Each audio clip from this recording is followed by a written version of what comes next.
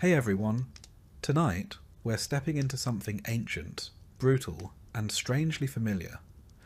A world of chamber pots, crowded tenements, and endless toil. This isn't the Rome you've seen in glossy movies or marble museums. No emperors, no gladiator duels, just the daily grind of survival in a city built on the backs of people history forgot. So before we descend into the underbelly of the Roman Empire, take a second to like the video and subscribe. But only if you're into this kind of slow, gritty storytelling. And let me know in the comments, where are you watching from and what time is it for you? I love seeing how far this little sleep experiment travels. Alright, turn the lights down low. Maybe throw on a fan or get settled under the covers, because you're about to wake up in ancient Rome, and odds are you're not making it to nightfall. Congratulations! You've just woken up in ancient Rome, not in a palace, not in a marble villa surrounded by fountains and toga-clad servants feeding you grapes. No, you've landed where most people lived, where the plumbing is theoretical, the walls are one good fart away from collapse, and your upstairs neighbour is always stomping around like a gladiator on leg day. You're in an insula, the Roman version of an apartment building. Sounds promising, right? Maybe something with a courtyard, a bit of sunlight? Wrong. The Latin word insula literally means island, and that's the first clue that you are absolutely stranded. You're on the 4th floor, if you're lucky. Anything higher than that, and you're basically living in the rafters of a fire hazard. These buildings are made of brick, wood, and wishful thinking. They sway in the wind, lean against each other like drunk friends, and have an average structural integrity of a stale loaf of bread. And speaking of bread, don't even think about making toast. Open flames are banned because one bad cooking accident and the whole block goes up like a Saturnalia bonfire. Your room is about the size of a modern walk-in closet. There's a cot, term used generously, made of rope and straw, and a threadbare blanket that smells like every person who's ever used it before you. The walls are damp, stained, and close enough together that if you lie on your side, you can touch both without moving. You have no windows. Light filters in from a crack under the door and from a hole someone accidentally punched through the roof with a broom handle 3 tenants ago. There's no privacy. You share this space with 2 other people, one of whom is coughing with such dramatic flair that you briefly wonder if you're living in a poorly written tragedy. Spoiler. It's not drama. It's probably tuberculosis. Outside, the morning begins not with birdsong, but with the rumble of wooden carts and the melodious yelling of vendors hawking olives, fish, and something that may have been bread in a former life. A donkey brays like it's dying, children cry like they're dying, and someone's already arguing over taxes 2 floors below. You stretch. Bad idea. Your back cracks like a papyrus scroll in a drought, and you immediately regret trying to act like someone whose spine hasn't been curled into a question mark by years of hard labour and a diet that consists mostly of beans and regret. You're about 27 years old, which makes you one of the older folks in the neighbourhood.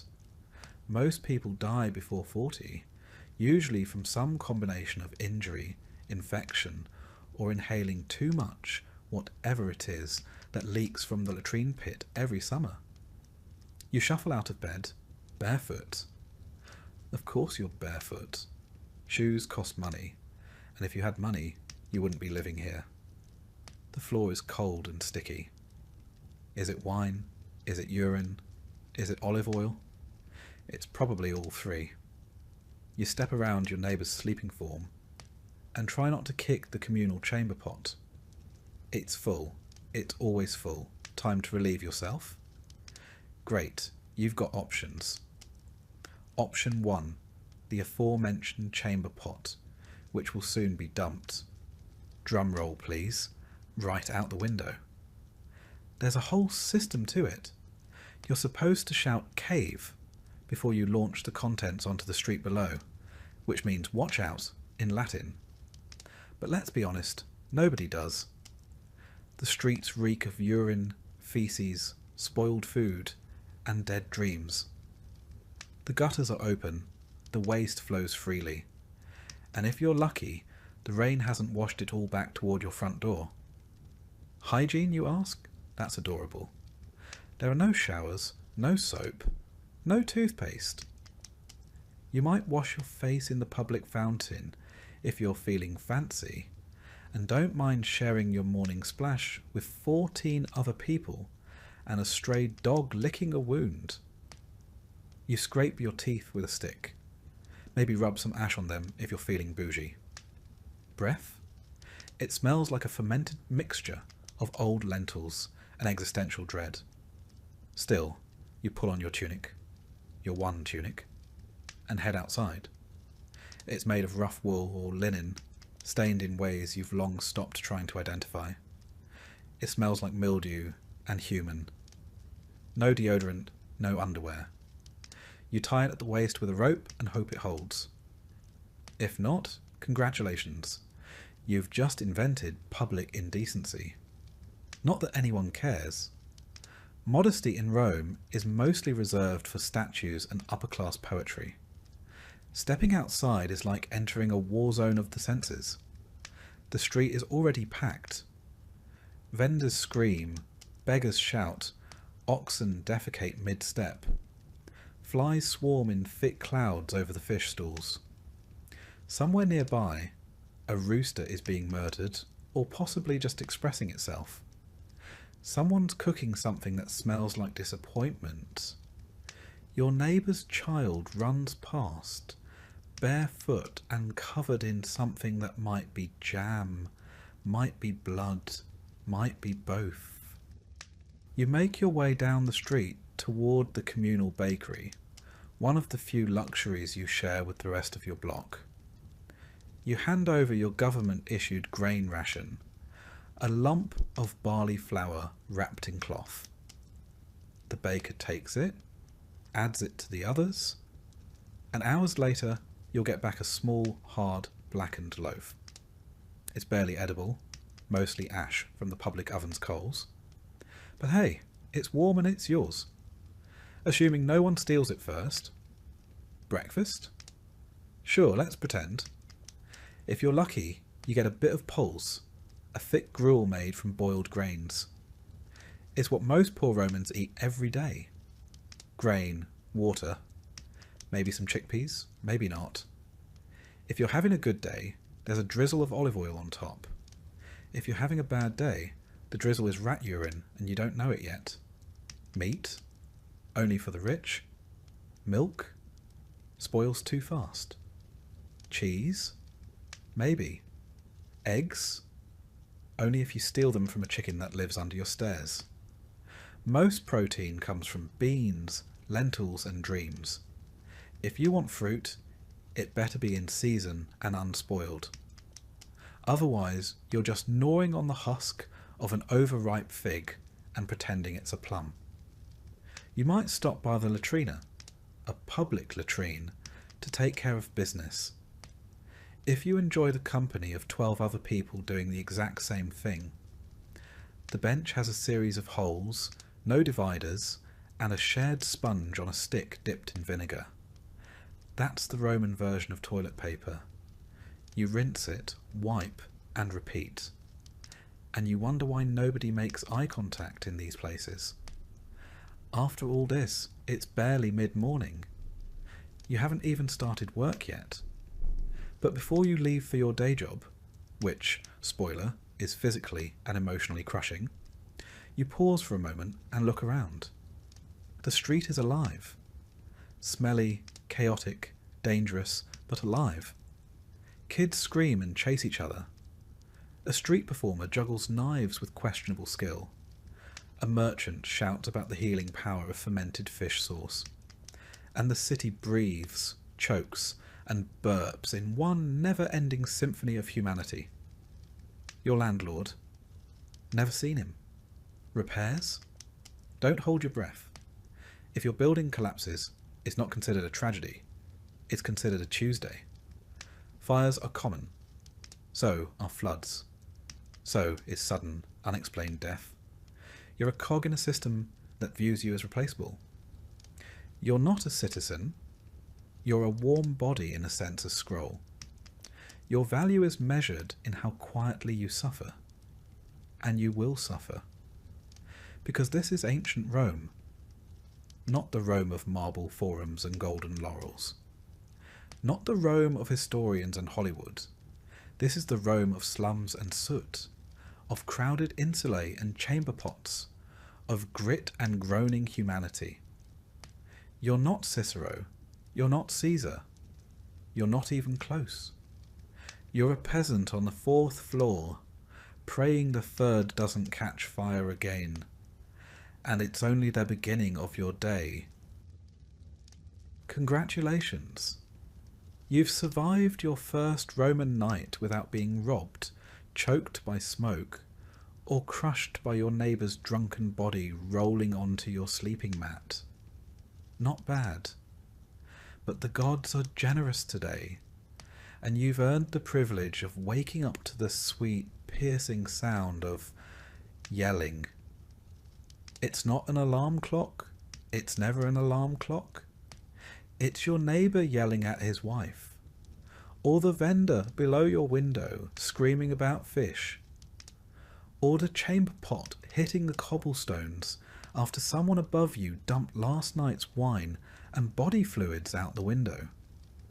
Morning in ancient Rome begins not with birdsong, but with complaints, sewage, and regret. Your eyes crack open to a ceiling so low you could punch it sitting up. You're lying on a straw mat, shared with your younger sibling, your cousin, possibly a stranger who paid your landlord 2 denarii to squat in the corner overnight. The air smells like feet, garlic, and mildew. You wonder briefly if you died and woke up in Hades, but no, you're still alive. Unfortunately. Your home, generously called an insula, is a Roman apartment building made of wood, dreams, and flammable lies. You're on the 3rd floor, which is slightly less deadly than the 5th. Higher up means cheaper rent and a better chance of dying when the whole building inevitably collapses. Down below, the rich enjoy sturdier homes and indoor plumbing.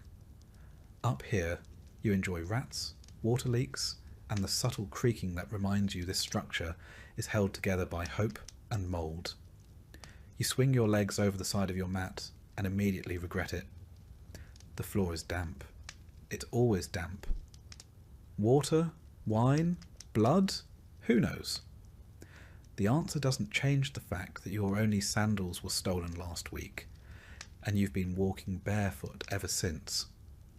You gingerly avoid the sticky patch in the corner and stand, stretching your aching back like a cat that's been kicked down a flight of stairs. Time to wash up, you say? Cute.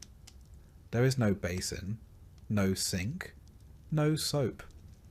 You wipe your face with a damp cloth that may or may not have once cleaned your landlord's armpits.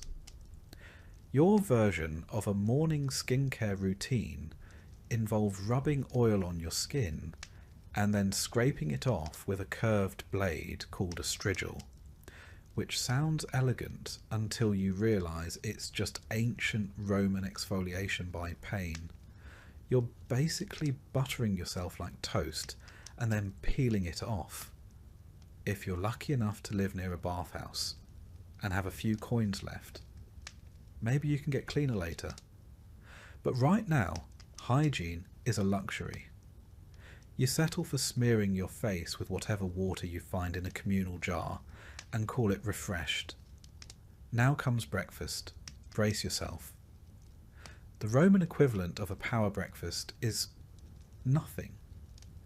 The morning meal is called ientaculum, which is Latin for don't get your hopes up. It usually consists of yesterday's bread, hard as marble, and lovingly stored in a mouse-infested clay pot overnight. You soften it by dipping it in watered-down wine, a drink that tastes like vinegar with trust issues. If you're feeling fancy, maybe you get some olives or a smear of garum, the famous Roman fermented fish sauce that smells like low tide and failure. It's Rome's favourite condiment, used on everything from meat to vegetables to moments of crushing despair. It's the ketchup of the ancient world, if ketchup were made from rotting mackerel. There's no coffee, no eggs, no fruit smoothie with collagen powder. Your breakfast has one job: prevent immediate death. It succeeds, barely. You chew in silence while your neighbours scream about something, probably taxes or bread rations. Or maybe it's that guy on the second floor who keeps sacrificing pigeons in the hallway. You don't ask. The rule of thumb in Roman tenement life is this: the less you know, the longer you live. Once you've gnawed your way through a slice of disappointment and sipped your wine-flavoured sadness, it's time to dress for the day. Don't get excited. You have two garments: a tunic made from rough wool and a threadbare cloak that's more whole than fabric. The tunic itches, the cloak stinks, and both have been repaired so many times they're basically held together with prayers and the dreams of better fabric. Underwear? Hilarious. You tie a belt around your waist to keep everything vaguely attached and hope no one notices your left shoulder is always exposed because the fabric keeps sliding off. The rich wear togas. You don't. Togas are for citizens, people with status. You? You're a pleb. A non-citizen if you're an immigrant. A nobody, if we're being honest. If you wear a toga, you're either delusional or planning to be arrested for impersonating someone with dignity. As you step outside, you're hit with the full sensory assault that is a Roman street. The noise is immediate. Vendors hawking their wares. Street musicians playing instruments no one asked for. Philosophers debating loudly. And someone somewhere is always screaming about cucumbers. It's chaos. Organised, smelly chaos. The streets themselves? Paved with stones and slick with everything. Animal waste, human waste. Mystery slop that no one wants to identify. Rome has sewers, yes, but they serve the rich neighbourhoods. Your street is self-cleaning, by which we mean rain occasionally washes the filth into someone else's neighbourhood.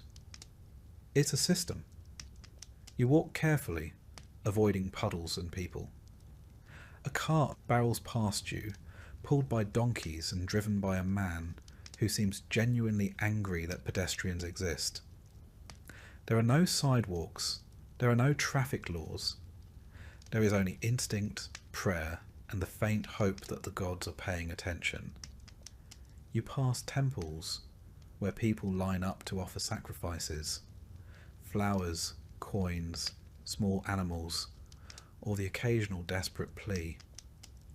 You don't have anything to give, so you nod awkwardly at Jupiter's statue and keep moving. He probably wasn't listening anyway. If you're headed to work, and most likely you are, congratulations. That means you didn't starve to death yesterday. Work in ancient Rome is not fulfilling. It is not purpose-driven. It is survival in a tunic. You might be a labourer, hauling bricks or mixing mortar for one of the emperor's new vanity projects. Or maybe you're a porter, carrying goods up and down stairs in a building with no structural integrity. You might be a street cleaner, a fish seller, a potter, or worse, a public latrine attendant, paid in pity and bronze coins to sweep filth off marble and pretend your soul isn't slowly escaping through your nostrils. The hours are long, the pay is miserable, and your boss might beat you for fun. If you're a slave, you don't even get paid. You just work. And if you complain, you're whipped. If you collapse, you're replaced. If you die, well, someone else gets your blanket. Midday approaches, and the sun is brutal. Rome's climate is hot, sticky, and utterly unbothered by your suffering. There's no air conditioning, no shade unless you cling to a building's shadow like a sweaty ghost. Your tunic sticks to your skin. Your sandals, if you have them, slap against the stones with every exhausted step. And if you don't, your feet are slowly becoming part of the pavement. Lunch? It's called prandium, and if you're lucky, it's more bread. Maybe a bit of cheese. Maybe dried fruit or a boiled egg if your employer had a good gambling night. You eat sitting on a step, watching richer Romans being carried around in litters like mobile royalty. You chew, and you try not to think about how you're probably consuming sand and rodent hair. As the day wears on, the smells intensify. The streets reek of sweat, garbage, and garum. You pass a bakery and inhale deeply, the scent of fresh bread temporarily tricking your brain into thinking life is worth it. Then you remember bread is taxed, and your landlord raised rent again, and your water jar cracked last night, and your cousin is still sick with whatever plague is currently fashionable. You keep walking, you keep surviving, because in ancient Rome, that's the entire point. And finally, after hours of back-breaking labour, social humiliation, and a mild sunstroke, you make your way home. You ascend the stairs of your insula carefully, because the staircase is made of splintered wood and shame. One misstep, and you're joining the spirits of the fifth-floor tenants who fell last week. You reach your door. You enter. It's dark, cramped, and smells like boiling cabbage, even though you don't have any cabbage. Someone is already asleep in your corner. You don't ask who they are. You just lie down next to them and close your eyes, hoping you don't dream about the bucket. And with that, your Roman morning ends. Was it glorious? Was it dignified? Absolutely not. But you survived. And in ancient Rome, that counts for something. Tomorrow you get to do it all again. You've survived your first Roman night in the insula. Barely. Sleep came in waves, interrupted by creaking floorboards above, shouting neighbours, the distant rumble of wagons, and an itching sensation on your leg that you'd rather not investigate. You're hungry now. Not the kind of hunger that inspires a brunch outing or a carefully measured protein shake. This is more primal, heavier. Your body wants fuel. But this is ancient Rome, and you're poor. So, what you're about to experience isn't breakfast. It's survival.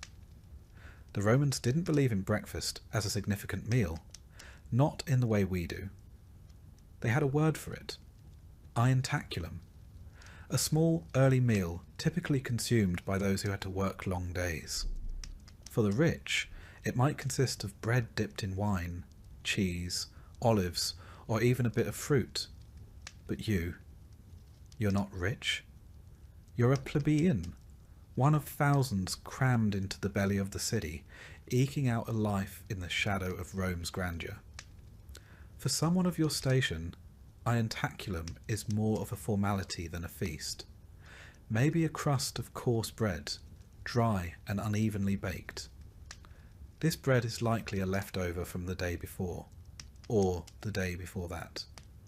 Made from barley or spelt, grain types considered suitable for the lower classes.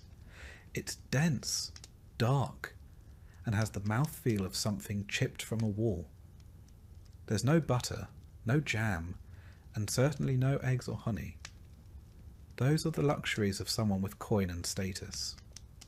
What you might have, if luck has smiled upon you, is a bit of pulse. Pulse is the quintessential Roman peasant food. A porridge made from farro, emmer, or barley. It's cooked with water and occasionally seasoned with a drizzle of oil or the faintest hint of herbs, assuming you have any. It's not pleasant exactly. It doesn't nourish so much as it fills. A heavy steaming paste that sits in the stomach like an anchor.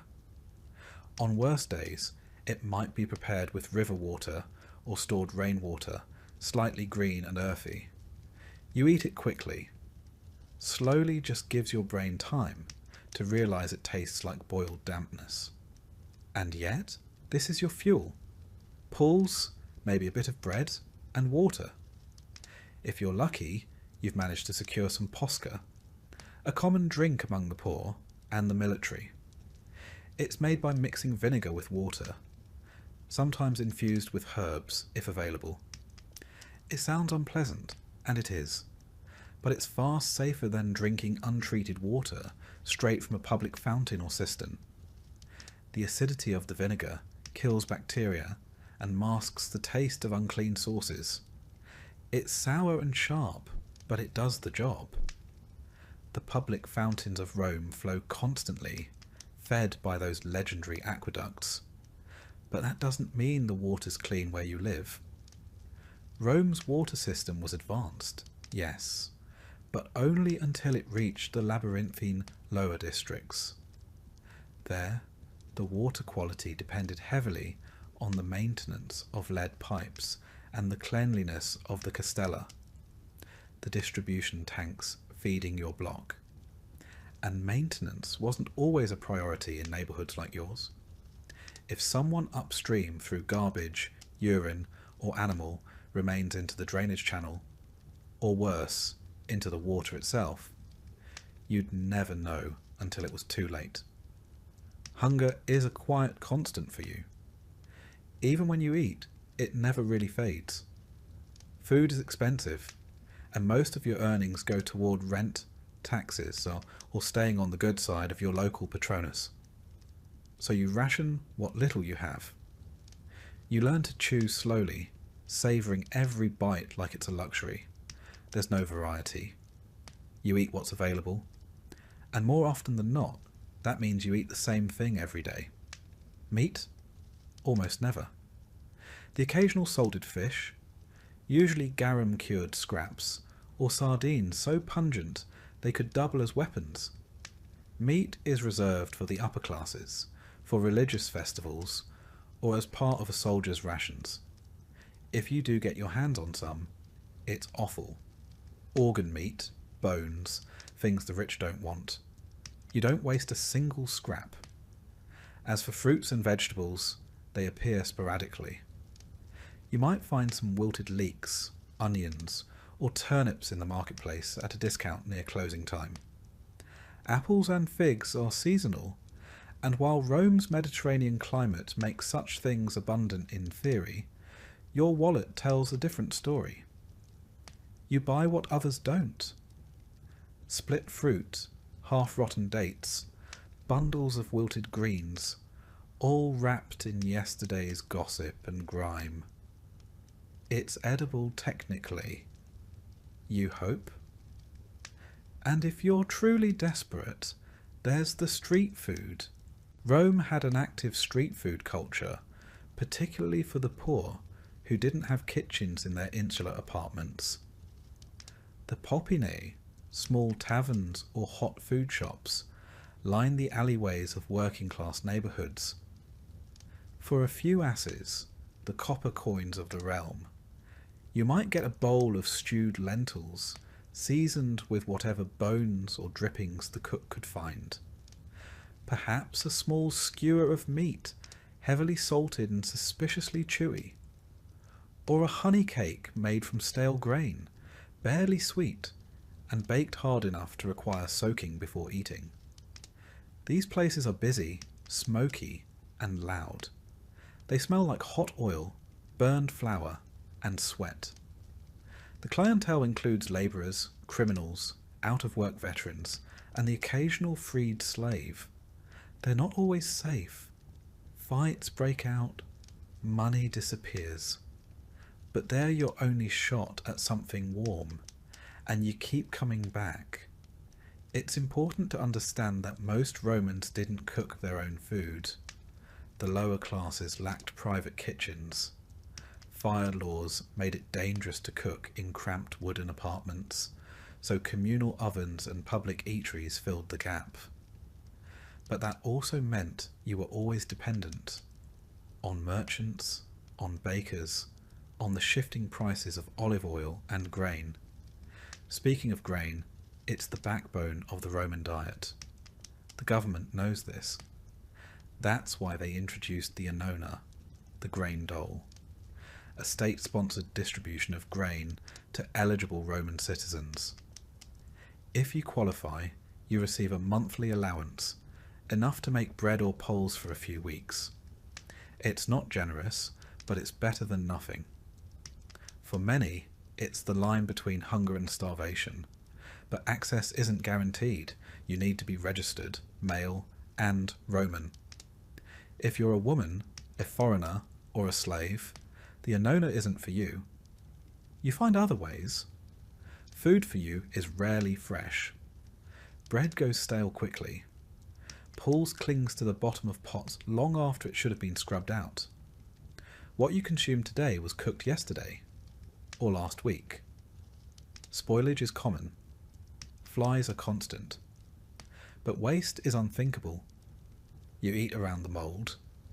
You scrape off the bad parts. You chew slowly, savouring what little flavour remains. And yet, despite all of this, the city never starves, not completely. Rome's granaries are full. Its imports steady. Ships from Egypt, Sicily, and North Africa sail in daily, their bellies full of grain, oil, and wine. The empire feeds its capital like a mother feeds a hungry child. You just don't always get your share. If you're a slave or a freedman in service, your meals depend on your master's whim. You might get stew, bread, or leftovers from the main table.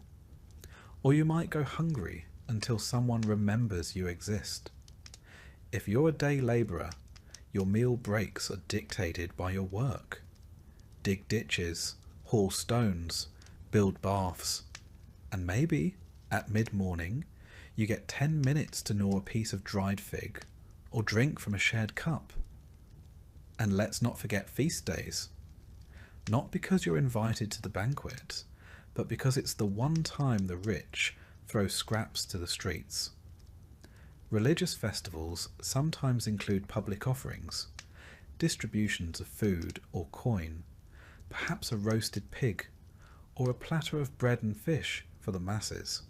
It's not kindness, it's politics. But you take what you can get. By mid-morning, your hunger has faded into something else. A dull pressure. A reminder. You've eaten just enough to continue. You tie the cloth belt around your tunic a little tighter and get moving. You've got work ahead of you. Rome doesn't wait. And tomorrow, you'll eat again. Or you won't. But either way, you'll wake up in the same insula, with the same cracked bowl, and the same stale loaf waiting on a wooden shelf. Because in ancient Rome, food is never far away, but neither is hunger. The sun has fully risen now, and the Roman day is underway. For you, a plebeian, or perhaps a slave, that doesn't mean a slow stretch and a relaxing breakfast. It means the work begins, and it begins early. Rome is not a place of idleness for the lower classes. The empire may be vast, but the streets of the city feel like a funnel, where the sweat of thousands filters upward to benefit the few. Let's start with the plebeians. Not the poorest of the poor, but far from comfort. Most plebeians in the city work trades, manual labourers, builders, bakers, water carriers, cobblers, street sellers. If you're skilled, maybe you're a stone cutter, or you've secured a spot in one of the Roman guilds, the collegia. But for most, you're expendable muscle. Hired for the day, paid by the hour, if you're lucky. You don't have a fixed schedule. You have a need. A relentless, gnawing one. You work because not working means not eating. You wake before dawn, grab what counts for breakfast, maybe a crust of bread or a spoonful of barley mush, and head out to find work. The forum is one place you might go, not to debate philosophy, but to stand around and hope someone needs a labourer. You're competing with hundreds of others. Some are stronger, some have tools. You don't. You're hired maybe to carry bricks across a construction site. Rome is always being built. Roads, aqueducts, arches, homes for the rich. It is said Augustus found Rome a city of brick and left it a city of marble. You'll be the one dragging that marble, sweating and silent. The work is brutal. There are no labour laws, no unions, no breaks, no helmets, no complaints. If you fall off a scaffold, you're not given aid. You're given a nod and a shove to the side so the next man can take your place. You don't ask questions. You don't slow down. The overseer watches with a stick in hand, and he doesn't carry it for decoration.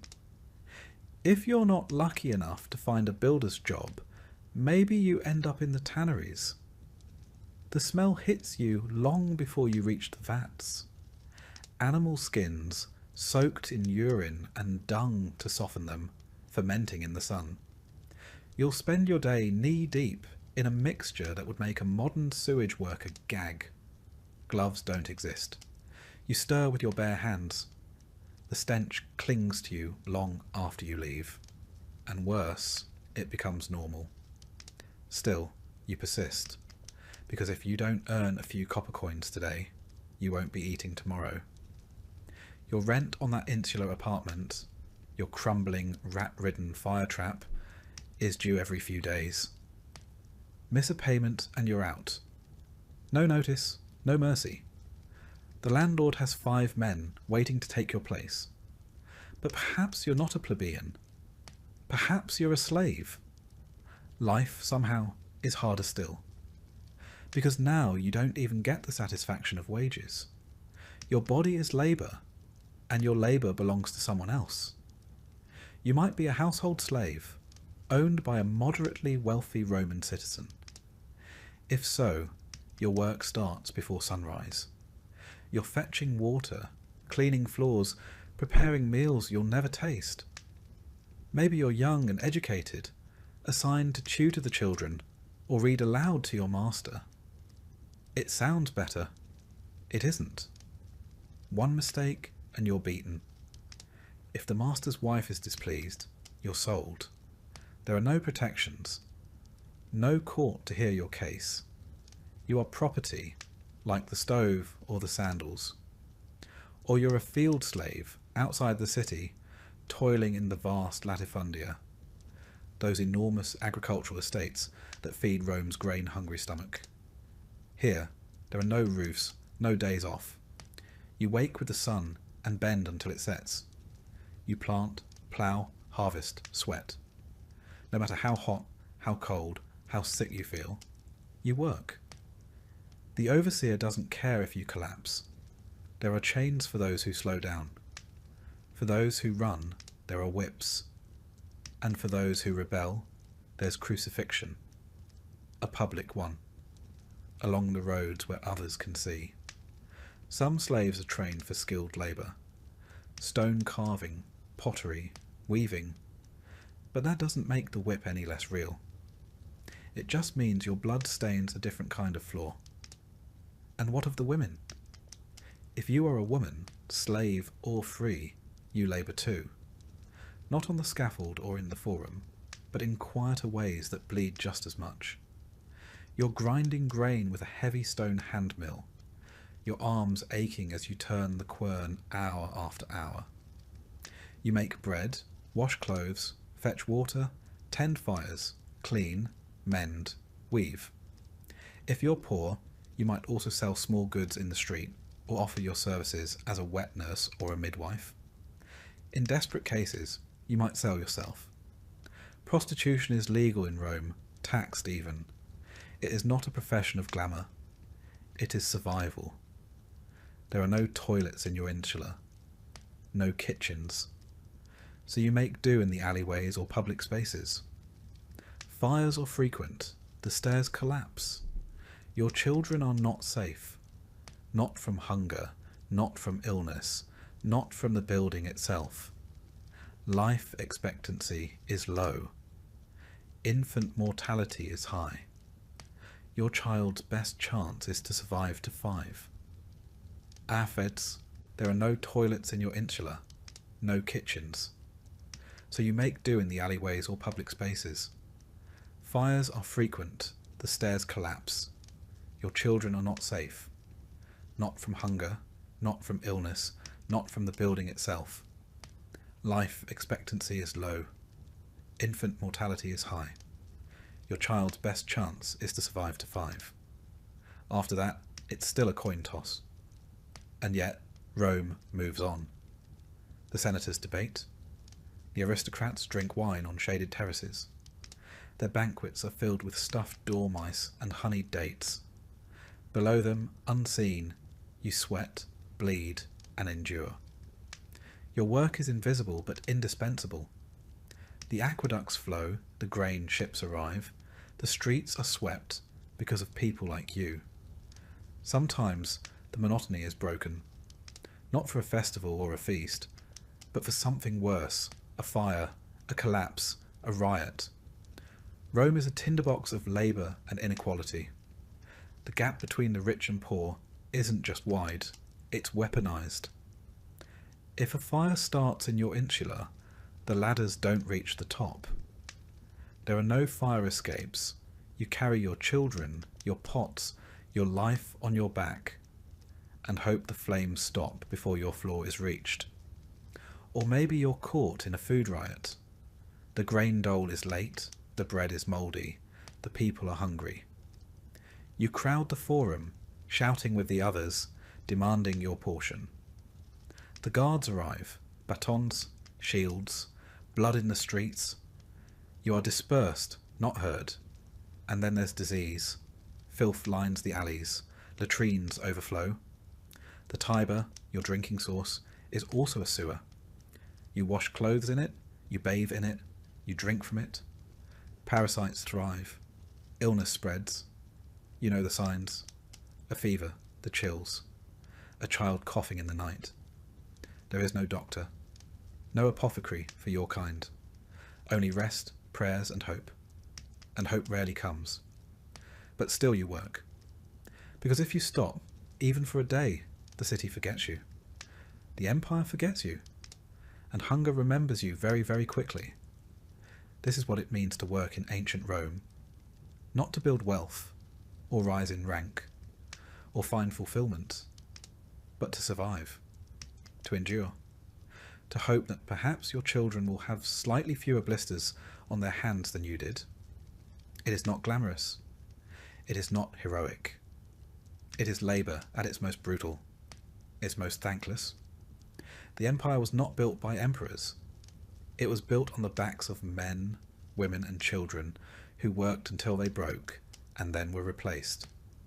Now, as the midday sun climbs overhead, your tasks are only half done. There is still cleaning, cooking, tending to the hearth, carrying water, hauling waste, your stomach growls, your fingers cramp, your feet blister inside sandals that barely hold together, and no one is coming to relieve you. Not today, not tomorrow. Welcome to the workday in ancient Rome. You wouldn't last a single one. Congratulations. You've made it past the market, survived the street toilets, and managed not to get mugged for your shoes, if you were even lucky enough to have shoes. But now comes the real challenge: going home.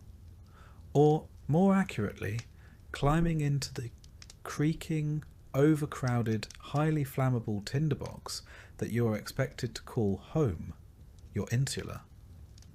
You live in an insula not because you chose it, but because you're poor.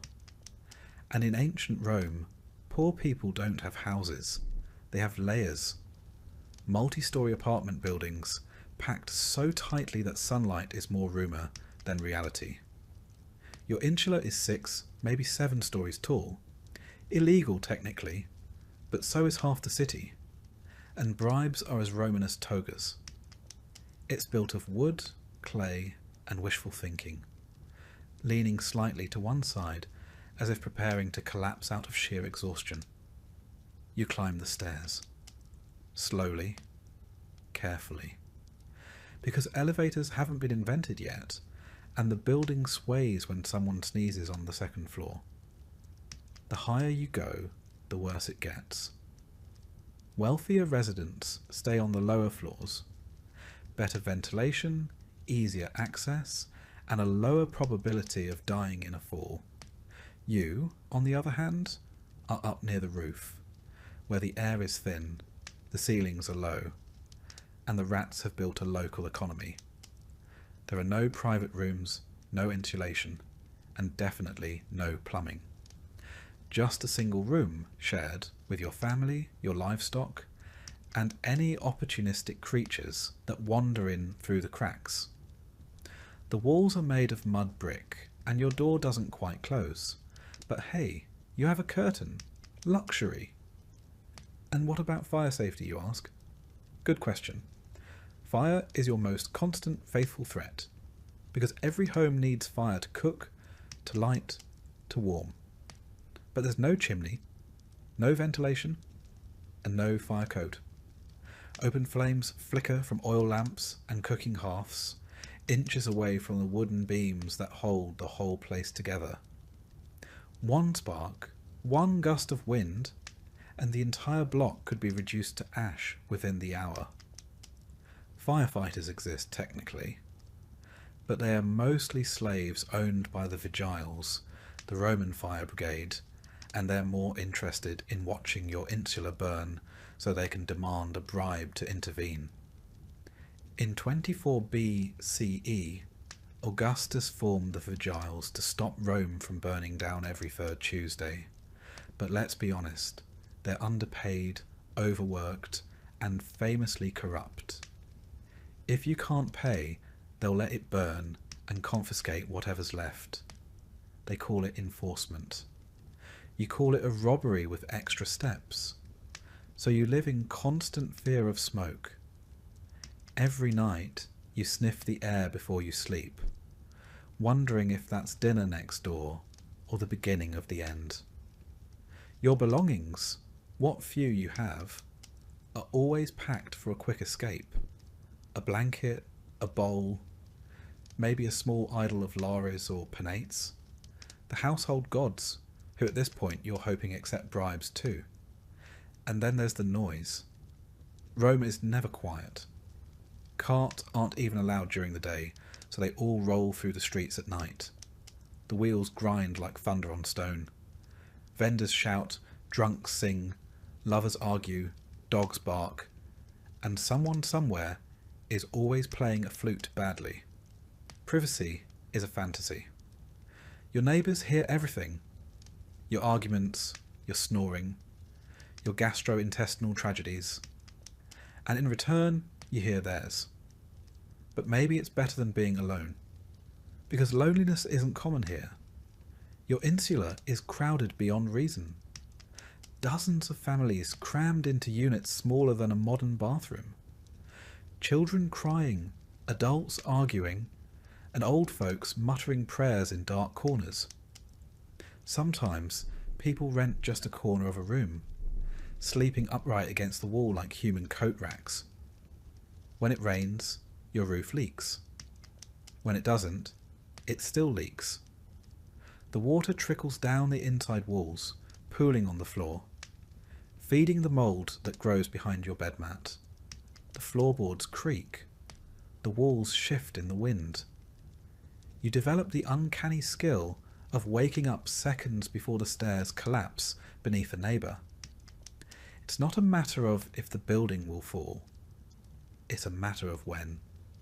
And if that wasn't enough, pests. Rome's rodent population rivals its human one. Mice and rats scamper through your pantry, if you have one, and leave behind little gifts. Flies buzz thick around your food. Mosquitoes breed in the drainage ruts. And then there are the bed bugs. You scratch yourself raw in your sleep and dream of itching. But despite all this, you survive. You learn to maneuver the collapsing staircases like a seasoned acrobat. You hang wet laundry on lines that sway over the alley, hoping it dries before thieves pluck it. You carry water up and waste down, always careful not to slip in someone else's garbage, or your own. Still, the insula is not your sanctuary. It is a holding pen, a temporary space between disasters. Fires, floods, famine, and violence have all passed through this building like regular guests. And yet, it stands. Just barely. There are moments, strange and fleeting, where you feel pride. A neighbour offers you stale bread. A child tugs your sleeve to show you a dead bird. The woman across the hall sings while stirring her pot of lentils. You smile, even if just for a second, because you all live in the same cage, facing the same storms. Rome is massive, over 1 million people, and the rich live in marble palaces with mosaic floors and private baths. But you know their lives only by rumour. For you, the insula is everything. Your bed, your shelter, your prison. And if the building collapses tomorrow, and it might, no one will mourn it. The rubble will be cleared, and a new insula will rise in its place. Faster, cheaper, even more dangerous. The cycle continues, and you, if you're lucky, will rent a corner in that new box and begin again. Because in ancient Rome, the poor don't rest. They adapt. They huddle together in the dark, dodging embers and curses, hoping that the next collapse doesn't start with them. And if the flames come anyway, well, you'll grab your blanket, say a quick prayer to the Laerzo, and run like hell. You're parched. You've spent the morning toiling in the heat, surrounded by dust, noise, and the aggressive scent of humanity in full ferment. You want water. Cold, clean, life-giving water. So you do what any Roman would do. You head for the nearest public fountain. Because in ancient Rome, you don't just turn a faucet and get crisp hydration. You rely on a sprawling, complex, and dangerously vulnerable infrastructure of aqueducts, cisterns, and communal outlets. And if any part of that system fails, so do you. Rome's aqueducts were a marvel of engineering. By the 1st century CE, the city was serviced by 11 massive aqueducts, some stretching over 50 miles from distant mountain springs. These channels brought in an estimated 200 million gallons of water per day, enough to supply baths, fountains, latrines and private homes. But here's the catch. Only the rich had indoor plumbing. For the rest of the population, meaning you line up at one of the many public fountains scattered through the city's neighbourhoods, clay jug in hand, hoping there's still pressure in the system. Now, the good news is the water, when it gets there, is pretty clean. It's sourced from springs, and the aqueducts are designed with constant downward slopes to keep it flowing.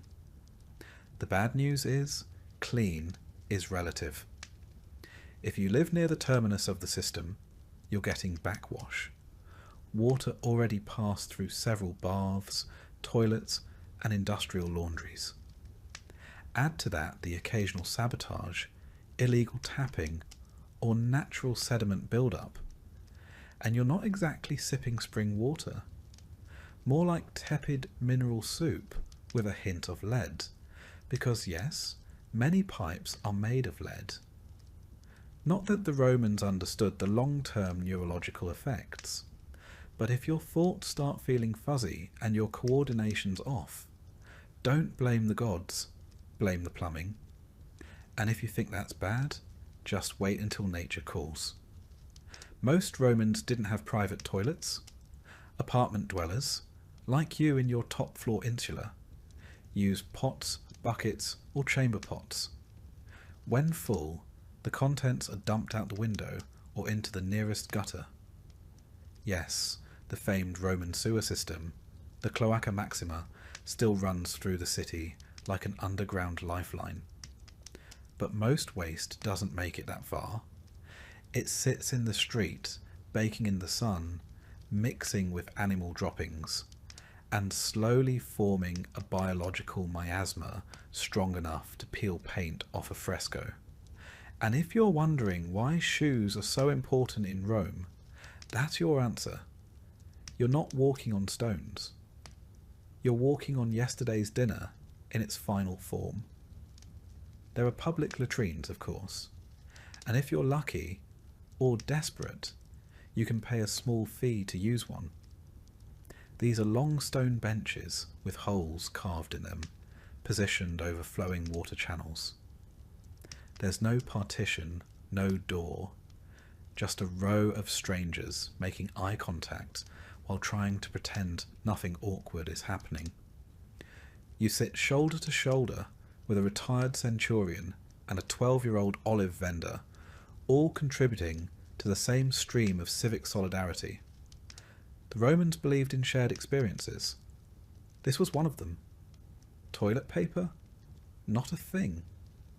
Instead, you use a tessorium, a communal sponge on a stick, kept in a bucket of vinegar water. It's exactly as horrifying as it sounds. You hope the guy before you had good hygiene. He didn't. Nobody does. You wipe, you stand up, you wash your hands if there's water nearby, and then you move on. Probably to the nearest bathhouse, which, thankfully, is where things get slightly better. The Roman bathhouse is part spa, part gym, part social network, and part biological experiment. There are over 800 public bath complexes in Rome by the time the empire is in full swing. Some are grand like the baths of Caracalla or Diocletian, where marble columns soar above mosaic floors.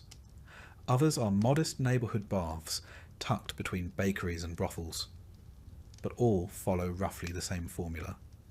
A changing room, apoditerium, a warm room, tepidarium, a hot room, caldarium, and a cold plunge, frigidarium.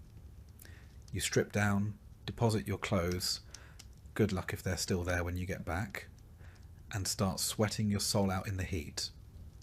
The caldarium is stifling. Heated by hippocaust, underfloor heating fueled by roaring fires. It's a room designed to make you wish for death, or at least a breeze. You rub your skin with olive oil, not soap, because that's what Romans used to clean. Then you scrape it off with a curved metal tool called a strigil, removing dirt, oil, and several layers of dignity. There are slaves to assist you if you're rich.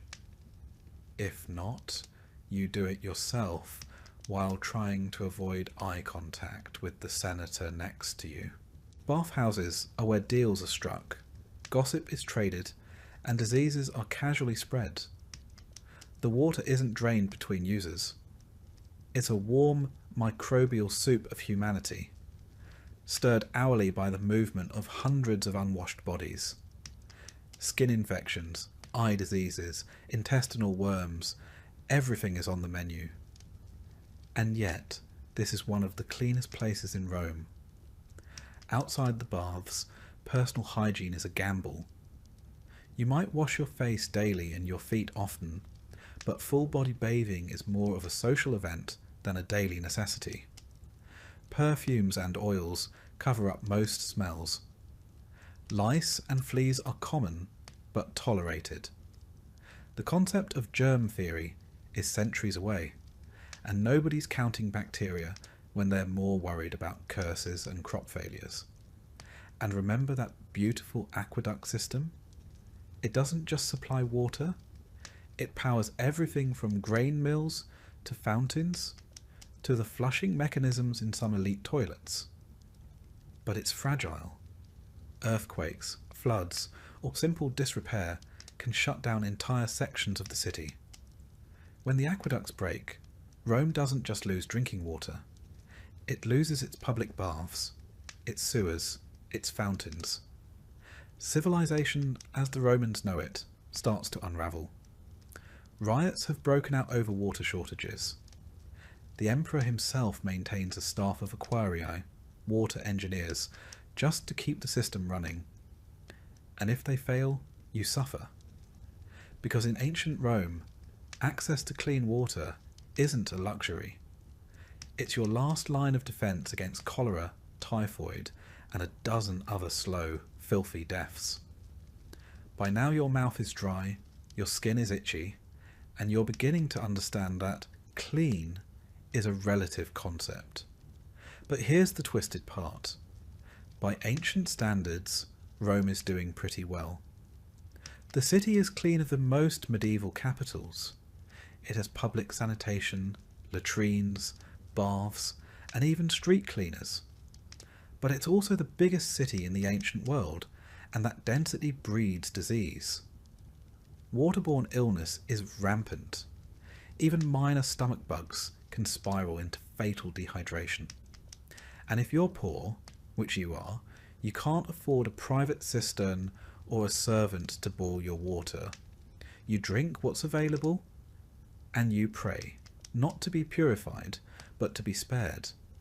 So the next time you fill a glass from the tap or flush a toilet with confidence, remember, in Rome, your survival depends on gravity, lead pipes, communal sponges, and the goodwill of an aqueduct built by a man who probably bribed his way through half the Senate. You don't control your water. You just hope it doesn't kill you. And on that hopeful note, it's time to think about lunch, if your stomach can handle it. If you've managed to survive the slop of a Roman street, dodge dysentery from a clay cup of aqueduct runoff, and work a full day in the choking heat of the Sabora district without keeling over, you might think a bath would be the one mercy this city offers you. And to be fair, Rome is famous for its baths. But this isn't a hotel spa with cucumber water and lo-fi music. This is public bathing, Roman style. And for a plebeian like you, it's more about routine survival than luxury. Let's start with the setting. The Thermae, massive public bathhouses funded by emperors and designed to show off imperial grandeur, are sprawling complexes of steam, stone, and social politics. Think gym, barbershop, and social media feed all rolled into one. There are over 800 bathhouses across Rome by the 4th century CE, ranging from small balnea tucked into neighbourhoods to monumental structures like the Baths of Caracalla, which could host thousands of bathers a day. These places are architectural marvels, domed ceilings, mosaic floors, marble statues. But you're not here to appreciate the decor. You're here to clean yourself before your own body odour becomes a public health issue. Entry usually costs a quadrans, the smallest denomination of Roman currency, meaning it's technically accessible to almost everyone, even the poorest citizens. But just because you can afford to enter doesn't mean you belong. The hierarchy follows you through the door. Senators and equestrians recline in the hot pools and gossip in the tepidarium while slaves like you scrub themselves with worn-out strigils in a corner, hoping no one important notices you tracking in street filth. The bathing process follows a predictable pattern. First, the apoditerium, or changing room. There are no private lockers. If you don't have a slave to guard your tunic and sandals, someone might walk off with them. Clothes are often stolen here, especially from the lower classes, and the clothes watchers, mostly enslaved boys, are often in on the thefts. Lose your clothing, and you might be walking home barefoot, wrapped in shame and public laughter. Next is the palaestra, the exercise yard. Yes, before bathing, Romans like to work up a sweat. You'll see men wrestling, lifting weights made of stone, or flinging javelins across the field. Some even box, Roman style, with metal-studded gloves called cestus. For the lower classes, this isn't just sport. It's a place to prove physical worth. But you're not here to make friends. You run a few laps, feign a squat or two, and head straight for the baths. Your muscles are too sore from hauling amphorae all morning. Inside the baths, you'll move from the cold frigidarium to the warm tepidarium, and finally to the blistering coldarium, where steam clings to the air and your skin. There's no soap. Instead, Romans coat themselves in olive oil, then scrape it off with a curved bronze tool called a strigil, taking dirt and sweat with it. If you're lucky, someone will help you. A friend, or more likely, another labourer just trying to speed things along. There's no privacy. You're naked among dozens of others, and the sounds of laughter, gossip, and grunts echo off the marble walls. This place is noisy, crowded, and hot. The air smells like a cocktail of oil, sweat, and mildew. Beneath the mosaic floors, fires rage in the Hippocos system, an ingenious heating network that uses raised floors and smoke tunnels to pump warmth into the caldarium. Slaves tend these fires all day, shoveling wood in suffocating rooms with no light and no fresh air. Some die from the heat, but their deaths make the marble hot to the touch, the cost of Roman cleanliness. The water is changed only occasionally, and filtration is a concept centuries away. You're bathing in a soup of skin cells, hair, oil, and whatever else floated off the last 100 bathers. People relieve themselves in corners. If someone bleeds during a rough shave, or gets a nosebleed from the heat, that's just another addition to the communal brew. But in a city where fresh water is a gamble, and soap is a luxury, this is the best you'll get.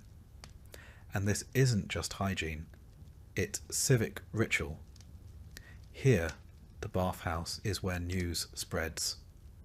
Someone whispers that the emperor was spotted in disguise at the theatre.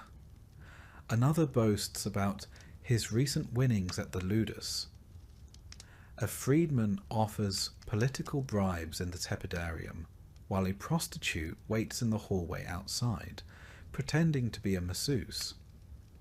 For the poor, this is also a rare space where you're not fully excluded. Rich and poor alike sweat together. For a few minutes, you share the same steam as men who rule provinces. But there's a danger here too. Bodies pressed together in humid air make perfect breeding grounds for illness. The plague of Cyprian, which will one day ravage the empire, spreads partly through bathhouses. Skin diseases, infections, lice, and fevers thrive here.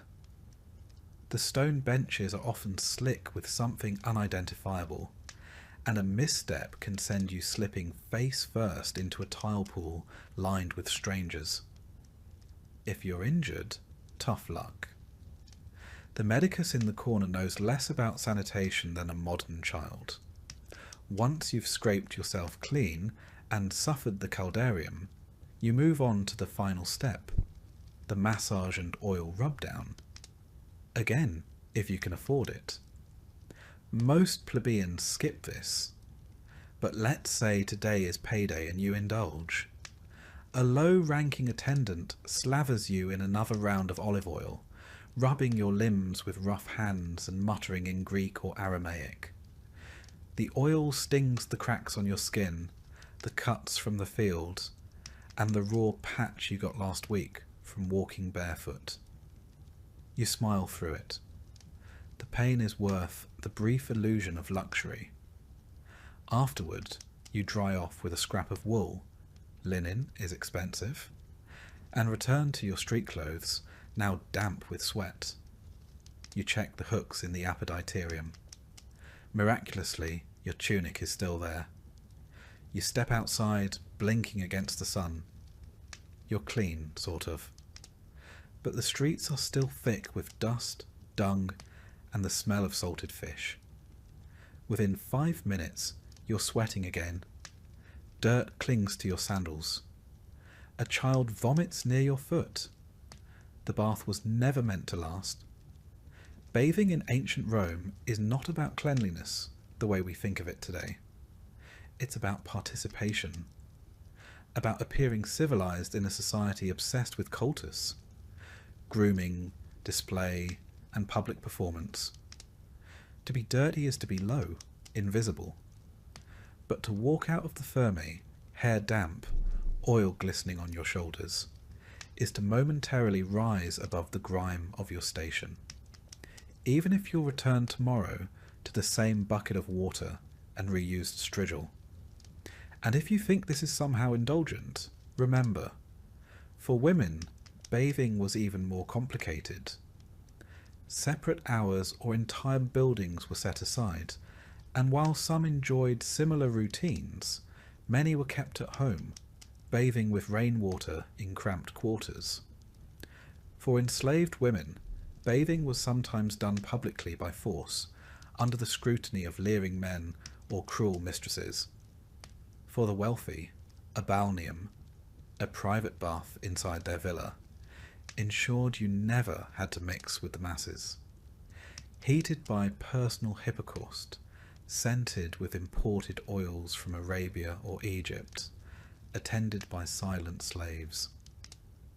But for the rest of Rome, the labourers, the couriers, the bakers, the sewer cleaners, the public bathhouse was a place of renewal, exhaustion, gossip, and risk. You went not to be healed, but to maintain the appearance of being human in a city that treats humanity like a fleeting luxury. The bath was not an escape. It was a pause from the heat, the stink, the fear, and the endless labour. It was a few minutes of semi-clean respite before stepping back into the furnace of Roman life. And with that fleeting relief, you head back out onto the cobbled road. Your feet still ache. Your skin is raw. And tomorrow, if you're lucky, you'll do it all again. Let's talk about Roman food. Not the banquets of emperors reclining on silk cushions with figs dripping in honey and servants fanning them with peacock feathers. You are not an emperor. You're not even close. You are, in fact, a plebeian. A working-class Roman in a cramped insula where breakfast is less about indulgence and more about surviving another day with enough calories to walk, work, and not collapse. So let's set the table. And by table, we mean whatever flat surface you can find that isn't covered in soot, bugs, or yesterday's crumbs. You eat with your hands because forks are still a few centuries from existing. Knives? Sure, if you have one. But even then, it's mostly for cutting bread or defending your lunch from rats. Your daily diet, and let's be generous calling it that, is centred on one thing: grain. Specifically, a kind of wheat called far, spelt, and a lot of it. You eat it boiled into pulse, a porridge as bland as it sounds. Think of it as the ancient Roman version of oatmeal, only without sugar, milk, or any flavour at all. If you're lucky, it's salted. If you're really lucky, it has bits of onion or a drizzle of fish sauce, known as garum, to liven things up. That's right, fermented fish innards. It was the ketchup of the ancient world. It smelled like rot and seawater, and they poured it on everything. Bread, when you can get it, is dense, coarse, and made from stone ground flour that might contain trace amounts of actual stone. Dental care isn't exactly booming right now, so every bite is a gamble between hunger and chipping a tooth. But bread is sustenance, and if you're a labourer or dock worker, it's essential. Rome even instituted a grain dole, annona, to distribute grain to the poor. Without it, many urban citizens would simply starve. If you're on the list, you get your rations. If not, well, you'd better hope you have a skill, a patron, or a very forgiving neighbour. As for vegetables, they're seasonal and mostly whatever grows nearby. Cabbage, lentils, chickpeas, leeks, the basics. None of it is particularly glamorous, but it keeps scurvy at bay. You might stew them into something vaguely edible if you have olive oil or herbs, but again, you're not dining in the villa of a senator. You're working with what you can afford from the forum stalls or grow in cracked pots on the rooftop. And don't expect variety. You eat the same things over and over, day after day, until famine comes, and then you don't eat at all. Meat? That's not for people like you. It's expensive. When it does enter your life, it's likely from religious festivals, public feasts, or offcuts scavenged from butchers. More often than not, it's organ meat, boiled liver, intestines, trotters, lungs, the parts the wealthy don't want.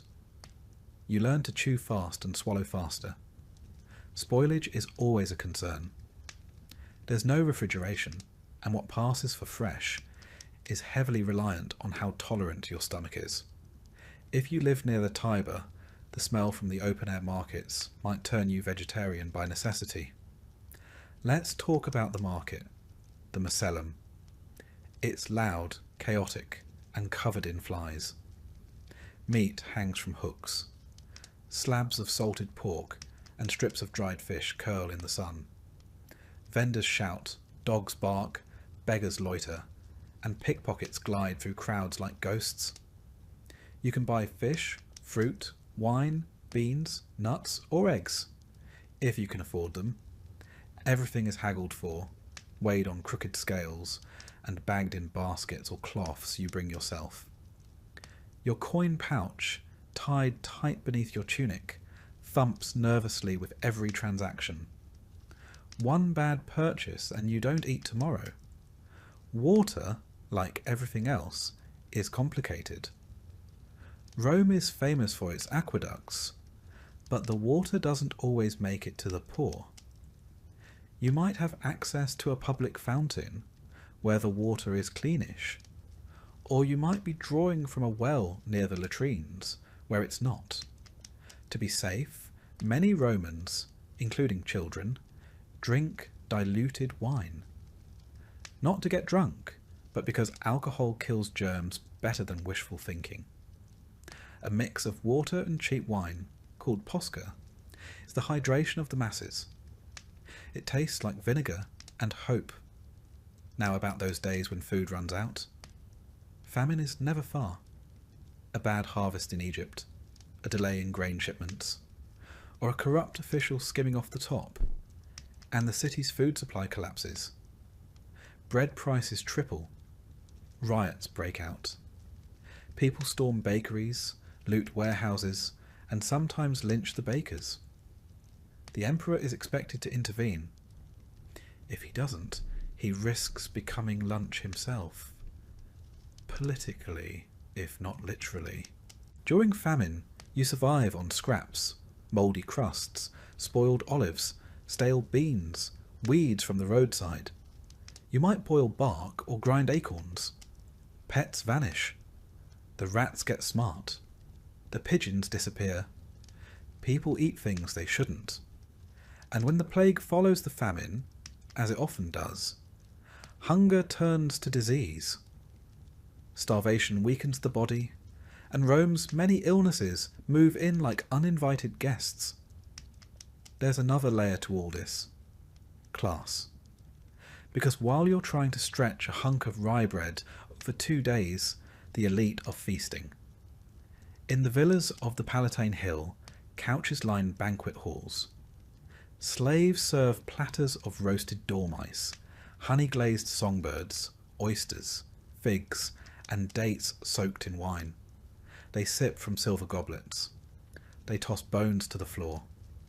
They bathe between courses. For them, food is a performance. For you, it's a necessity that never stretches far enough. Even in death, food tells the truth. Wealthy Romans are buried with elaborate funerary feasts, their tombs adorned with carvings of banquets and gods pouring wine. The poor? Maybe a piece of bread at your grave, if your family can spare it. Maybe a final sip of posca to send you off. In religious festivals, food becomes communal. Saturnalia, for instance, when masters serve slaves and everyone feasts together. But those days are rare and mostly symbolic. For the rest of the year, the lines are clear. Who eats well and who begs? Let's not forget storage and spoilage. You keep food in amphorae, clay jars sealed with resin, or in baskets hung from ceilings to deter rats. Preserving food means salting, smoking, drying, or steeping it in vinegar. Still, everything has a clock. Bread moulds quickly in the Roman humidity. Olives go rancid. Meat turns in the sun. Every meal is a gamble. Every bite is a risk. Even the insects eat well. Grain is stored in granaries, which are dark, warm, and crawling with beetles and moths. If you're lucky, you get your ration before it's infested. If not, well, extra protein. Most people don't even pick them out anymore. They're too small to matter. Children grow up with hunger. They learn to wait their turn. They learn which vendors give better scraps and which ones chase them away with sticks. Their bellies are often bloated from malnutrition, their eyes dull. Parents do what they can. Sometimes it means stealing. Sometimes it means begging. And sometimes it means going without so the youngest can eat. Yet through all of this, food is still culture. Even in scarcity, Romans cling to tradition. They bake religious cakes, prepare funeral meals, mark solstices with special dishes. They cook with pride, share what little they have, and pass down recipes, thin, watery ones, from mother to daughter, father to son. The tools are crude, the ingredients simple, but the effort is there. In graffiti on the walls of Pompeii, we find complaints about bad bread, insults to tavern keepers, even jokes about watery wine. Food was a common frustration, a common joy, a common reality. You might not eat well, but you ate Roman, and that meant something. So as you sit down with your cracked bowl of pulse, crust of tough bread, and cup of lukewarm posca, you're not just surviving. You're participating in the daily struggle that defined the lower classes of the empire. You eat what you can, when you can, and pray for the annona to arrive on time. Because if it doesn't, your next meal might not come at all. And now that you're fed, sort of, it's time to go earn the next one. Because in ancient Rome, hunger is patient, but it always comes back. Religion in ancient Rome isn't something you do once a week. It's not a quiet, personal affair whispered in pews or practiced behind closed doors. In Rome, religion is everywhere, all the time. It's baked into the bricks of the Forum, painted on the walls of your insula, and written into the very schedule of your day. You don't choose to participate. You live inside it, and it watches you like the state, because in many ways it is the state. You wake before dawn, and already the gods are in your thoughts. Before stepping outside, you mutter a quick offering to the household spirits, the lares and penates. These are the guardians of your hearth and pantry, the invisible figures that ensure your home doesn't fall apart. There's no food left to burn for them this morning, just a crumb of dried bread and a half-hearted gesture of thanks. But it's the thought that counts. Sort of. You know the stories. Neglect the household gods, and your family could suffer illness, injury, or general misfortune. It doesn't matter if you believe it. Enough bad luck strung together starts to feel like divine punishment, and soon you're scrubbing the floor and lighting incense to try to win back their favour. Outside, the street is already alive with sounds. Hawkers bark from market stalls, children dart between columns, and smoke rises in lazy curls from tiny shrines at the corners. These aren't just decorative. These are altars. Small, open-faced boxes are holding flickering lamps, burnt offerings, and the thick scent of sacrificed animal fat. You pass them on your way to work. Maybe bow slightly, maybe don't. Someone always notices. Piety is social currency in Rome. Fail to observe the right rites, and your neighbours won't just talk. They might accuse. The Roman pantheon is crowded. Jupiter rules the skies with thunder and ego. Juno watches over marriage, whether it's miserable or not. Mars is the god of war and masculinity, and Vesta keeps the sacred flame of Rome burning. A job so important that her priestesses, the Vestal virgins, are chosen as children and punished by death if they break their vows. That's the world you live in, one where virginity, fire, and political stability are all bound in a single thread, and where the divine is never more than a few footsteps away. Religion isn't optional, it's calendarized. Over 100 official festival days a year. Lupercalia, where half-naked men chase women through the streets in the name of fertility. Saturnalia, where slaves and masters switch roles for a day in a wild, upside-down mockery of freedom. And then there are the Consualia, Vinalia, Robigalia, and more. Festivals to crops, harvests, rain, sun, and even mildew. Yes, mildew. Because in Rome, every natural force has a name, a temple, and a priest. You, as a poor plebeian or freedman, can't afford expensive sacrifices. But the elite can, and they make sure you know it. Wealthy patrons slaughter bulls at the temples, their robes splashed with blood, incense thick in the air, while you stand at the back, clutching your small votive figurine, hoping the gods can hear your prayer from that far away. The ritual language is often Old Latin, barely understandable, even to those reciting it. But the spectacle, that's clear enough. Religion is theatre. It always has been. Do you take part when you can? Maybe your guild hosts a minor ceremony. Maybe you help lead a procession through the street for a local deity. These rituals are public and communal, but also strategic. They reinforce your place in society, remind you of who rules, and give you a sense that, however lowly your station, you're at least part of something bigger. Of course, not everyone thinks alike. By the 1st century CE, the Roman world is already deeply diverse. foreign cults have seeped into the cracks of the empire. You might hear whispers of a mysterious Eastern goddess named Isis, whose followers wear white and chant in candlelit rooms. Or a strange sun god from Persia, Mithras, whose rites involve secret underground gatherings and symbolic meals of blood and bread. These religions are sometimes tolerated, sometimes outlawed, and always watched with suspicion. Romans value order above all. Anything that smells of disloyalty or secrecy is dangerous. That's why, when Christianity begins to spread, it doesn't just make the authorities nervous. It enrages them. A religion without sacrifices? A god without a face?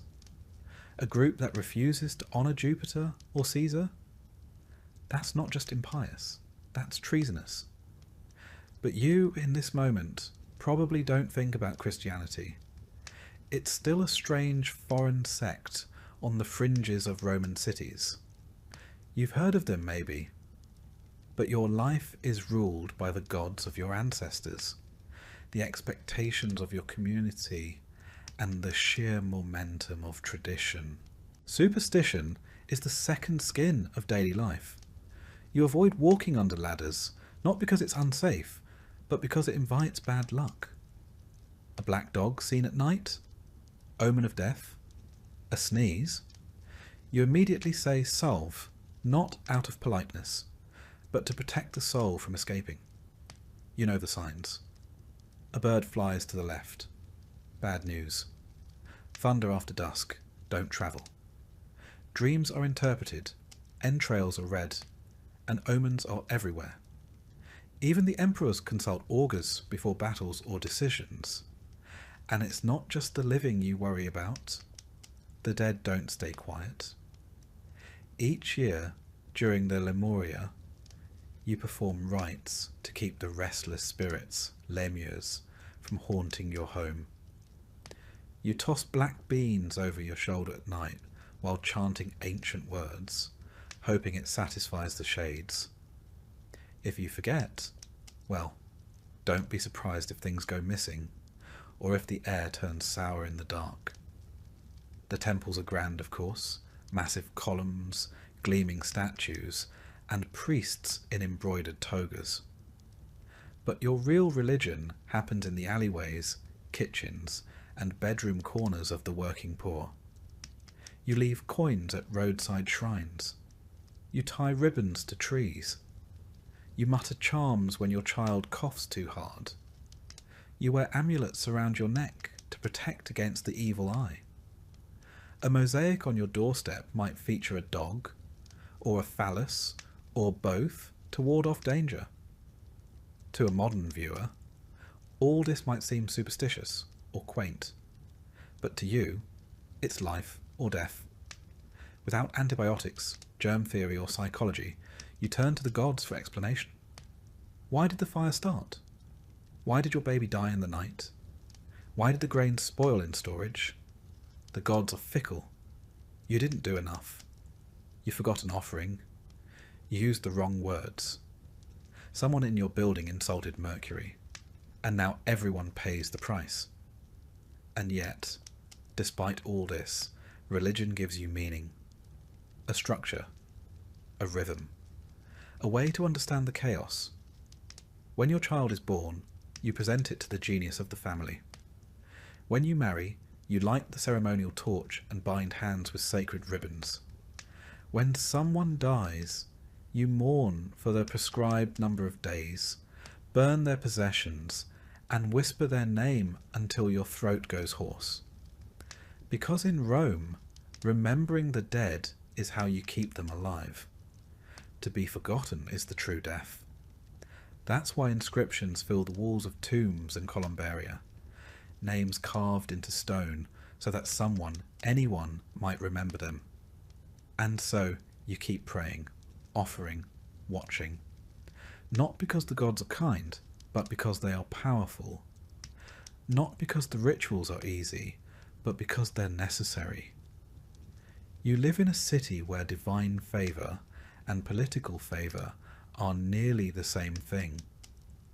Where neglecting a festival could be blamed for an earthquake, where sacrifice might avert plague, or not, but better to try than be accused of causing it. The day winds down. You pass another shrine, this one dedicated to Janus, the two-faced god of beginnings and endings. You stop. You bow. You whisper a few words you barely understand. Because the gods are everywhere in this city, and in ancient Rome, the last thing you want to do is be noticed by one of them.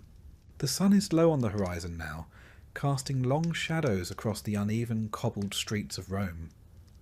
The smells of the city, sewage, olive oil, smoke and sweat, cling heavier in the cool evening air.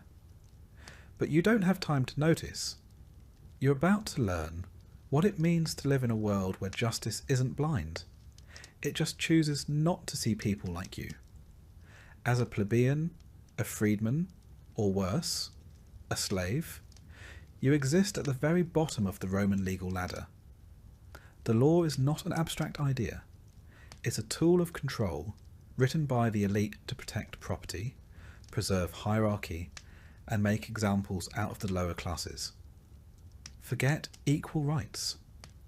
Justice in ancient Rome is transactional. If you lack wealth or connections, the law is less a shield and more a weapon pointed squarely at your neck. Let's say someone accuses you of theft. Maybe a fellow vendor claims you've shortchanged him at the market. Maybe a neighbour thinks you stole a loaf of bread, or someone's sandals went missing and your name was mentioned. That's all it takes. You're hauled in for questioning, and the burden of proof doesn't fall on your accuser. It's on you. And in many cases, if you're a slave, it doesn't matter whether you're guilty or not. The only question is how much pain it'll take to extract your confession. Torture is not only legal in ancient Rome, it's expected, especially if you're enslaved. The logic goes like this. A slave has no honour, so they can't be trusted to tell the truth without persuasion. That persuasion comes in the form of whips, branding irons and racks. You can be interrogated simply for being in the vicinity of a crime. If your master is murdered, all the slaves in the household can be tortured and executed, regardless of guilt, just to make sure the true culprit is among the dead. Even as a citizen, your options aren't much better unless you're wealthy. Legal representation exists, but lawyers, called advocati, aren't paid in fees. They work for favours, social advancement, or because they're seeking political attention. And if your case is brought before a magistrate or in front of a public tribunal, you better hope your opponent isn't rich. Bribery is commonplace. Trials can be delayed indefinitely. And the judges are often members of the same elite class as the accusers. Connections matter more than evidence. Punishments are public, brutal, and designed to humiliate. Flogging, exile, and execution are on the table, but they scale with status. If a patrician commits a serious crime, they might be allowed to go into exile quietly, keeping their wealth and titles. If a plebeian does the same, it's chains, lashes, or worse. Execution methods vary. Beheading is considered relatively merciful, clean, quick, and reserved for Roman citizens. If you're not a citizen, crucifixion is far more likely. It's agonizing and public. Reserved for slaves, rebels, and the lowest criminals. You'll be stripped, whipped, nailed to wood, and left to die in the open. The birds will arrive before you're even gone. Romans view this not just as punishment, but as spectacle. One last, degrading performance before death. But not every crime gets you executed. Petty theft might earn you a beating or branding. You could be tied to a post and scourged in the forum for passers-by to jeer at. Repeat offences might get you sold into slavery, yes, even if you were born free.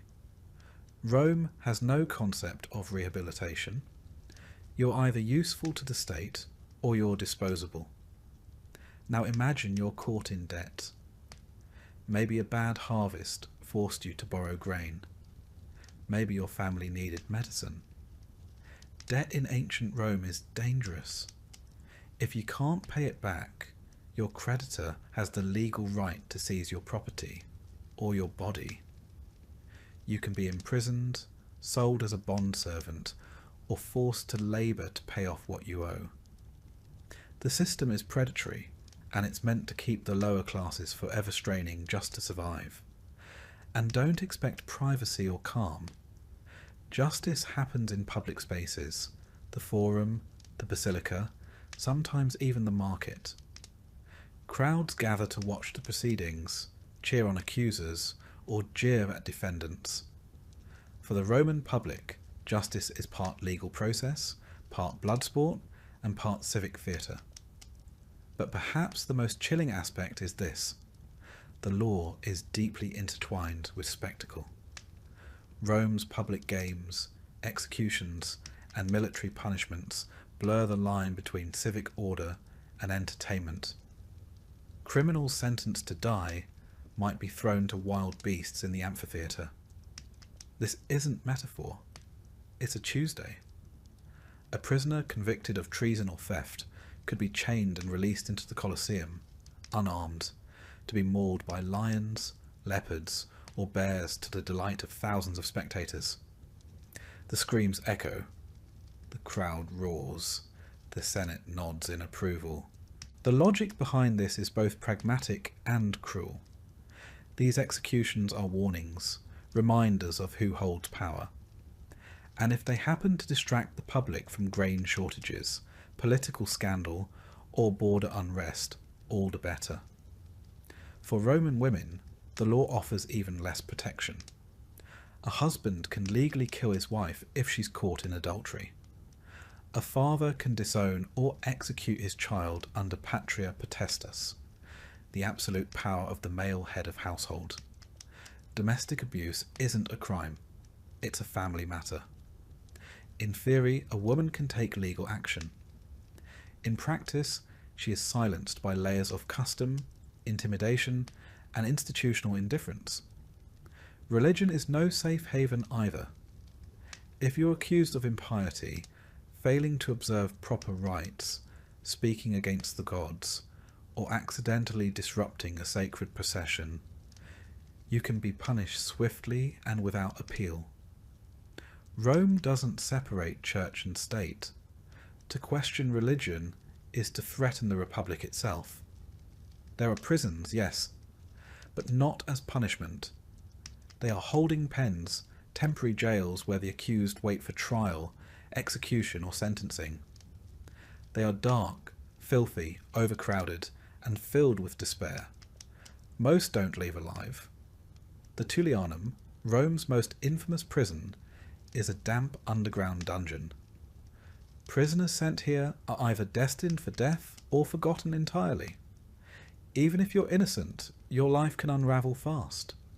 A single accusation can lead to financial ruin, social disgrace, or permanent injury. Witnesses can be bribed. Testimony can be coerced. And evidence, when it exists, is often little more than rumour wrapped in a toga. The irony is that Rome sees itself as the pinnacle of civilization. And in many ways it is. It has an advanced legal code, courts, appeals, and procedures written into stone. The 12 tables, published in the 5th century BCE, were hailed as a step toward justice for all citizens, and later reforms introduced by emperors like Augustus and Hadrian did try to standardize trials and offer protections. But those reforms don't reach everyone, especially not you. You're a peasant, a tradesman, a former slave, a woman without a dowry, a child without a father. In Rome, justice wears a toga, but it walks with a blade. So what do? You try to stay invisible. You keep your head down, avoid debt, avoid conflict, and pray your name never comes up in a whisper that matters. Because here, in the shadow of the Palatine Hill, justice isn't about what's fair. It's about who holds the power, and how willing they are to use it. Tomorrow you'll wake up and try again to survive the Roman day. But tonight, sleep lightly. Because in ancient Rome, justice may come at any time, and it rarely knocks twice. By now, you've endured sewage in your stew, slept under lice-infested wool, and laboured under a sun that cooks clay. You've chafed, bled, and aged 2 decades in a single day. But even in ancient Rome, all roads eventually lead to one place, death. And for you, a poor plebeian or slave with no name worth carving, your journey ends without honour, ceremony, or even certainty.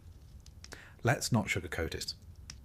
Death came early, and it came often. For the Roman poor, life was less a candle gently extinguished, and more a torch that flared, sputtered, and was abruptly snuffed out by accident, infection, starvation, or violence. You didn't so much pass away as fall apart. Life expectancy in Rome hovered somewhere between 25 and 30 years. That number is skewed by the high infant mortality rate. Nearly 1 in 3 babies didn't survive their first year. But even if you made it past childhood, you lived hard and died young. A minor fever might spiral into sepsis. A broken bone could fester into gangrene. A minor cut in the wrong part of the slums might mean a slow rot with no cure. Penicillin? That's 18 centuries away. Let's say you don't die violently. Let's pretend you just waste away, as many did. In that case, your last days are spent in a cramped tenement apartment, reeking of chamber pots, your breath wheezing through cracked lips. No hospitals, no nurses. If you're lucky, a relative might hold your hand, but just as often, your body is found days later, stiff and still, the rats already curious. So what happens next? If you're a slave, you're property. Your body will be dumped without ceremony in a mass grave called a paticuli, a pit filled with layers of anonymous corpses, decaying in the sun outside the city walls. No headstone, no urn, no prayer, just the quiet churn of decomposition. These pits were Roman efficiency at its most callous. Hundreds of corpses dumped, covered in lime to mask the stench, then forgotten. If you're a free, poor Roman, you might fare marginally better. Marginally. Your family, if they can afford it, might pay a burial club, a collegium funeraticium, to secure you a small funeral. These clubs were the closest thing to insurance for the working poor, pooling dues to provide the minimum, a proper cremation or burial, and a modest ceremony. You might even get a small plaque or terracotta urn if your family scraped enough coin together. But if they didn't, back to the pit you go. Now let's talk about what the Romans believed came next. The afterlife, according to traditional Roman religion, was a murky and uninviting place called the underworld. It was neither paradise nor punishment, just a continuation of existence, only dimmer.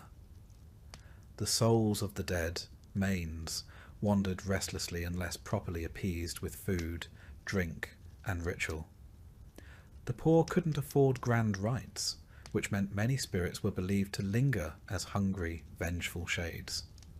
The wealthy, of course, had tombs, mausoleums, engraved sarcophagi, and elaborate rituals. Some had their ashes stored in beautiful marble urns inscribed with poetry. Their names would be spoken for generations. You, on the other hand, may have never had a full name recorded at all. And the worst part? Death wasn't even safe from politics. If you were executed, your body might be denied burial altogether, especially if convicted of treason or sacrilege. Criminals were crucified, left to rot as a warning, their bones scattered by dogs. Others were condemned to damnatio memoriae, condemnation of memory, where their names were scratched off records, statues defaced, their identities erased from history. There's something uniquely cruel about dying twice, once in the body and once in the memory. Let's pause for a moment. You've lived this entire day as a nobody in ancient Rome. You've eaten spoiled lentils, relieved yourself in a broken pot, fought rats for a spot to sleep, and collapsed after hauling bricks or firewood or wet laundry in the relentless sun. And now, after all that, your death is quiet, unrecorded, and statistically expected. It would be easy to end the story here in silence, buried beneath a mound of others just like you. But history isn't only about endings. Sometimes it's about perspective. So let's take a breath. Right now, you're probably lying in a bed, a real one, with blankets that aren't alive. You likely have access to medicine, clean water, and food that doesn't require a risk assessment. You've brushed your teeth today. You've looked at a screen. You're not fighting for survival, not in the ancient sense. And yet, this Roman peasant you embodied today, the one scratching at lice, bartering for onions and ducking chamber pots, still matters, because they're real. Not by name, perhaps, but by the millions. Their backs built aqueducts and temples. Their voices echoed in forums. Their bones paved the literal roads that stretched from Britain to Mesopotamia. They bore the weight of empire, silently and without inscription. History often forgets the poor. It remembers emperors, generals, poets, and philosophers. It gives us marble busts and bronze plaques. But underneath it all were men and women who never wrote a line of Latin, who never stood in a senate, and never saw their likeness chiselled in stone. And maybe that's the real reason this story was worth telling. Because for one night, one quiet moment before sleep, you lived their life. You felt the straw under their back, the cold breath of winter between cracked walls, the weight of hunger, and the absurdity of surviving a world designed to break you. You didn't last a day, not really, but you came closer than most ever will. And when you wake up, maybe you'll carry something with you. Not guilt, not pity, just perspective. Perspective that clean water is not guaranteed, that hot food is not a given, that your bed, your toothbrush, your medicine, your toilet, they're not minor luxuries. They're miracles stacked one on top of the other, born from centuries of struggle, from broken backs and forgotten lives. So, as the screen fades to black, and the last words whisper into your ear, take a moment, thank a peasant. They're the reason you're not one.